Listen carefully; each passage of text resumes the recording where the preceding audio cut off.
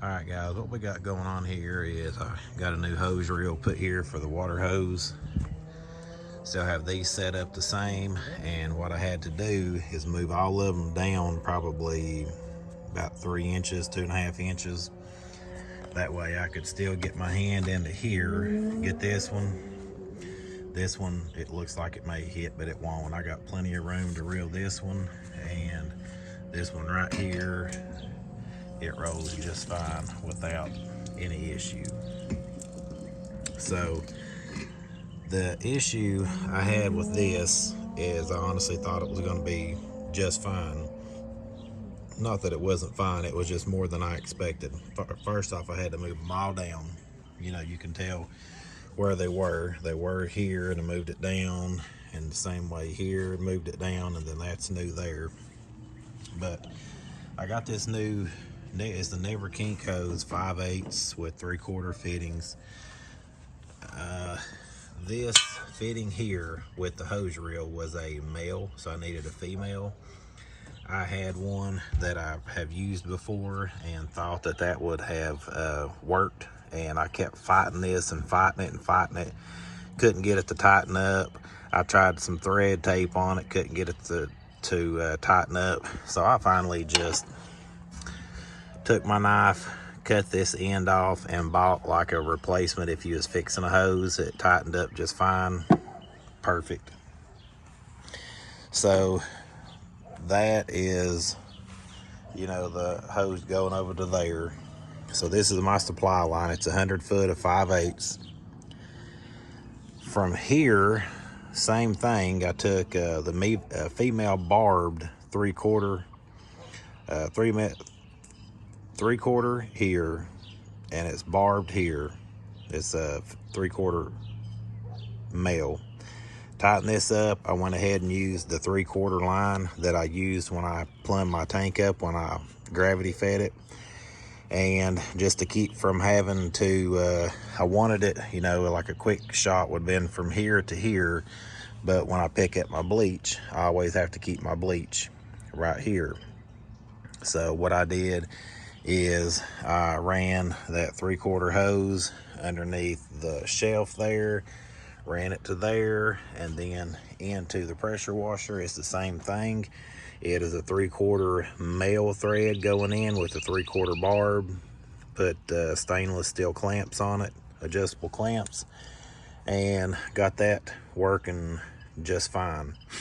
I have my whip line has been jerking. I don't know if I don't have pressure on this hose, this reel works just fine. But when I'm hitting the pressure, it wants to kind of jump up a little bit. And I thought it was because I was running out of water, but I had plenty of water today and it was still doing it. So I ran it underneath to back there, so it can come up as much as it wants like this, and it's still not going to come. My issue was it was going to come up right in front of this and end up melting. Don't have that issue now. Finally got the pump put on. Had issues with putting the pump on, mainly just because the hose that I was running, this pump sucks harder. I mean, I would be willing to even try to gravity feed it out of a buffer tank, or not even gravity feed it, just to run it to see if it would run, you know, pulling on its own, because it pulls so hard. The Everflo, or not the Everflo, but the 0G hose, I've never had any issues with it. But for this pump, it was just sucking the hose dry. I mean, that's the only way that I can put it. And it was chattering the pump. It was running out of water. I couldn't set the pressure on it. So I had to make a pressure gauge because mine messed up. And then I didn't have the right tips. You got to have, if you have a 4 gallon a minute pump, you have to have 4 gallon a minute tips. And I got a short on YouTube showing you how to check whether it is, you know, for a 4 gallon or not, or 2 gallon, 3.3, 2.5, whatever. So I had to order some of those from Amazon, wait till they got here. Went camping for a couple of days. Had some baseball tournaments for a couple of days. My mom went in the hospital one day, and then it was Memorial Day, so it finally got this thing going after like about a week and a half of being down. I still feel like I have a lot of pressure on this pump, more so than what I had before, but I think it's just a stronger, better pump, and that's really the only thing I can say about it. It's just going to take me getting used to having a little bit more power. Because it's definitely a power. I don't keep the gauge on. I set it and took it off and then just hooked the downstream injector back up. So I have that plumbed. I ran my whip line around that way. Pump is set. I set it. I had a bunch of people, and anybody that's on here that may have seen any of the places, the Facebook groups or a YouTube channel that I ask about it. I ask a lot of people where they set their pressure at. Some say 28, some say 32, some say 35. One guy told me to set it at 4,000 and just adjust the pressure by the tips. And I get that. I really get all of them, just to be honest. They all make sense to me. But I end up setting it at 34 because I feel like I have so much pressure. I'll have to hook the surface cleaner up. I haven't hooked it up yet and see how it does. But I think that that's going to be fine. You know, the pump is rated, I think, for 4,500 PSI. And I don't want to run it up any higher than what it is because I honestly don't think it needs to be that much higher. So I finally got the unloader set on it. I think it's set 33 or 34. The other thing that I did back here is when I used to keep a filter right here on this. This is my rinse tube, or my rinse side of my 12-volt pump. So I draw chemical, I turn this valve, I turn it down, and that pulls from that hose right there. It'll pull chemical out and it runs through my pump. Well, when I'm done, get a little closer. When I'm done, I flip this up, it pulls from this side, and I rinse the pump out. Well, my old electric pump that I use to transfer, I use this one now. Well, what I had on this was a 1/2-inch connector, an old connector, and I'd hook it in there, tighten the clamp down, and then I had all my hoses ran, one to the other side of the pump and then one to the bleach, and then I'm putting it over into here, into the container, and then I run the water in it to make it 50-50 and then pump it over to here. And so every time that I was doing that, I would have to unscrew this clamp, pull that valve off, hook it back up, tighten the valve up. And so it really didn't make any sense to keep doing that when I was like, how could I make that quicker? And then you can tell that I have, you know, cam locks all over this thing, especially on this 1/2-inch hose. So I finally wisened up, and I just got a 1/2-inch cam lock male here, and then on the other side of the tube I got the female. And so that'll be when I'm ready to transfer bleach or water. All I got to do is cam lock it on, boom, and go. I don't have to get a screwdriver or a nut setter and tighten that down and loosen it up and make sure. I don't have to do none of that now. It's just easy. 2 pins, clamp it, 2 pins, unclamp it. You know, back in the day, I wouldn't have wanted to take a water hose and cut it first thing, but I knew that's what I had to do to get this thing to work. I didn't think the 5/8 to me looks pretty small, but I know that that's plenty. I've already ran the pressure washer today, and once I ran all the bubbles out of the hose between here and the pump, and the hose being a clear braid, it makes it good because I can see all that. Once I ran all the bubbles out of it and the air out of it, it ran fine. It never one time softened up on me. It didn't one time go limp, run out of pressure, chatter. Didn't do any of that, as long as I ran the air bubbles out, which you got to do that anyway on people's properties because you don't want to get a bunch of rust in your line. You got to run all that out, especially if it hasn't been on for a while. But yeah, that's just basically what I do. The whip line that came with this was it was super little. I mean, it probably it would have barely reached from here to the other side of the pressure washer. So that'll be another extra hose that I have. I think I just swallowed a bug. Two things. One, I had to get another hose. I could not use that other hose and run this pump. It would have cavitated it. It would have sucked it dry. It would have burned it up in no time because it wasn't getting enough water.